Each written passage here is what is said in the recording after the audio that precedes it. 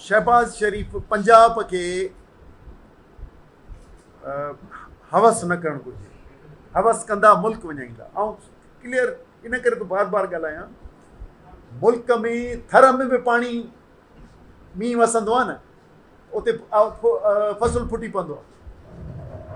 Survey थियल आहे 7.5 करोड़ एकड़ ज़मीन अहिड़ी आहे जिते पाणी पहुचे त आबाद थी सघे थी। पाणी 4 करोड़ एकड़नि जो आहे। हाणे कमांड एरिया में 4.5 करोड़ एकड़ ज़मीन लॻी पई आहे, उन में 19 सैकड़ो खोट आहे पाणीअ जी।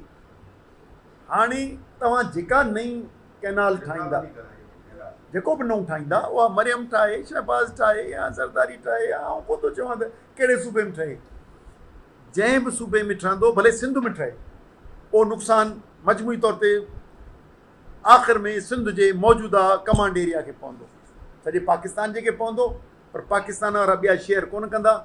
ऐं सिंध जी कमांड एरिया 1 करोड़ 23 लख।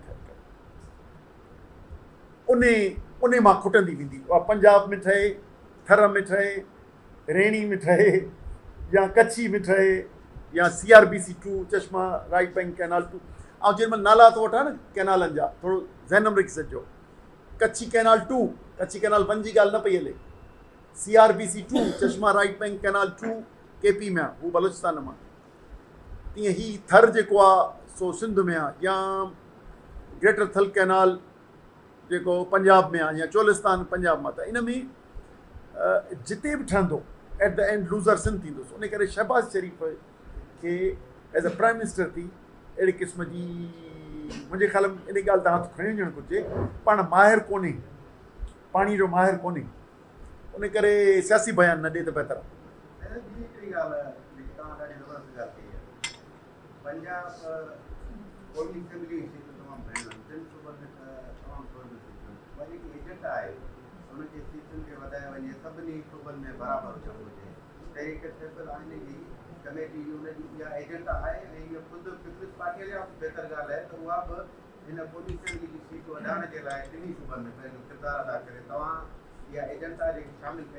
न TTAP जी न आहे एजेंडा। मूं तव्हांखे ॻाल्हाईंदे चयो त सिंध यूनाइटेड पार्टी ही थी चाहे, असां ही था चाहियूं, इहा उन जी न आहे। उन करे इहा उन खां ॿाहिरि आहे। हीअ असांजे काफ़ी पूनम अॻे हूंदो हो, उन्हनि जी इहा घुर हूंदी हुई, इतिहाद हूंदो हो। या उन में हींअर अफराज़याब आहे नेशनल डेमोक्रेटिक मूवमेंट जो, उन्हनि जी बि इहा राय आहे त इहा जेके वफ़ाक़ जे रियल सिस्टम खे आणणु था चाहिनि, वफ़ाक़ी निज़ाम खे आणणु था चाहिनि, उहे उन्हनि जी घुर आहे। असांजी पार्टी घुर आहे, उन करे इहा TTAP जी न आहे। तॾहिं पाणी जी तहरीक वई सफ़ा ईअं करे। ॿियो रमज़ान जो 9-11 रोज़ो हो, या अञा घटि थोरा रोज़ा बचा। आऊं कैनालनि ते रमज़ान में वियो हुउसि, मूं रेस्ट सम्झी उन में वियो हुउसि, पर पोइ उन में अञा वधी भड़को अची वियो। पर अॼु जेके चऊं था कचहरी करे शुरू करे थो छॾियां, भला पोइ वरी सुवाल जवाबु भले कजो। पर उन करे अॼु असांजी नई बॉडी बि अची वई। असां तव्हां सां कचहरी करियूं अचूं त हाणे असांजो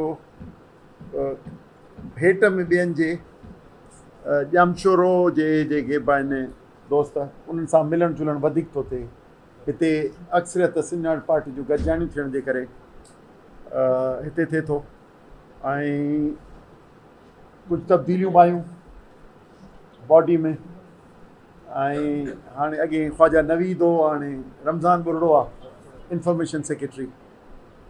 ऐं सेक्रेटरीट में असांजूं 3 सेक्रेटरी मटिया आहिनि, उहे बि वरी तव्हां करे ॾिसंदव। अॼु उहा मीटिंग कान्हे, पर असां चाहियो पिए त रमज़ान जो महीनो ख़ैर सां गुज़रे। पर रोज़ु दुनिया जूं ऐं मुल्की हालतूं तेज़ी सां तब्दील थियनि पियूं। असां सिर्फ़ु उनजो जाइज़ो पियो वठणु चाहियो त छा थो थिए, त वरी शवाल में उनजो इज़हार कंदासीं। पर ख़ुशूसन जेको पोइ 2-3 हफ़्तनि खां वठी जेको ड्रामो सिंध में ख़ुशूसन ऐं पाकिस्तान में, उनजे लाइ ग्राउंड वर्क सिंध में पियो थिए मुल्की पई रिथाबंदी पर ग्राउंड वर्क सिंध में पियो थिए ऐं मुख़्तलिफ़ शोशा ॾेखारे ऐं मुख़्तलिफ़ माण्हुनि खे तयारु करे के पुराणा एक्टर के नवां भर्ती करे ऐं मुल्क जे वफ़ाक़ जे सीरियस एजेंडाउनि खे पिया छेड़ीनि जंहिंमें ख़ुसूसन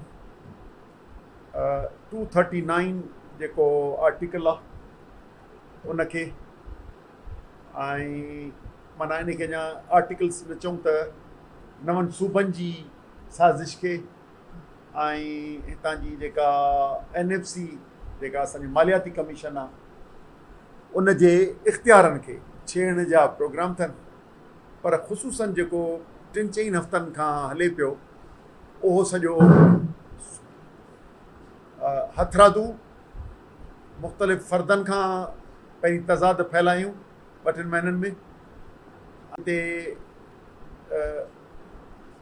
सिंधी उर्दू जे तज़ाद खे तेज़ करण जूं ॻाल्हियूं सोशल मीडिया ऐं पोइ मुख़्तलिफ़ सियासतदाननि जे वाता में अथऊं पर उहे सभु फेल वयूं उन खां पोइ वरी गवर्नर हाउस में इहा स्टेज रुगो ठही एक्टिंग करणी हुई बाक़ी प्लान इस्टेब्लिशमेंट जो आहे ऐं नून लीग जो पीपल्स पार्टी जो ऐं उनजे इतिहादी सियासी जमायतुनि जो प्लान आहे सियासी तौर ते ऐं उन में जे ॾिठो त हेठि तज़ाद न पियो वधे त पोइ हुननि इहो तज़ाद फैलायो आहे जेको गवर्नर हाउस में वेही ऐं पोइ वरी जेको सिंध असेंबलीअ में जेको हीउ थियो पोइ मज़म्मत कयासीं रेज़ोल्यूशन कयोसीं इहे सॼो ड्रामो अथव ॻाल्हि खे उभारे ॿिनि शयुनि खे ई टच कंदा हिकिड़ो त 1973 जे आइन में नवनि सूबनि जी ठाहिण जी का गुंजाइश आहे कान्हे को बि आर्टिकल कोन्हे ऐं हींअर वकील कोन्हे आहियां पर हींअर एज़ अ सियासी कारकुन इहो चैलेंज थो करे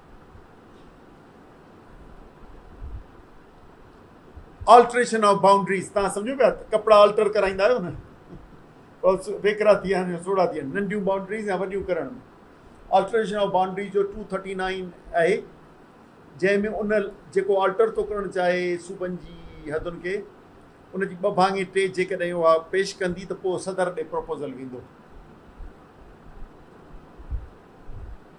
इन में नऊं क़ौमी असेंबलीअ खे इख़्तियार ॾियण लाइ 239 न पर नऊं हिकिड़ो आर्टिकल पैदा करण लाइ क़ौमी असेंबलीअ खे इख़्तियार वञे नवनि सूबनि खे ठाहिण जो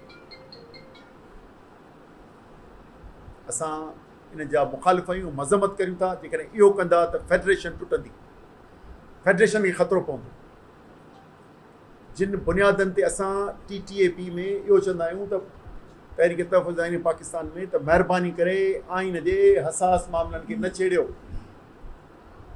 फेडरल सिस्टम खे न ख़राबु करियो हिकिड़ो इहा पई साज़िश थिए 2 टुटण जो डपु ॾेई ऐं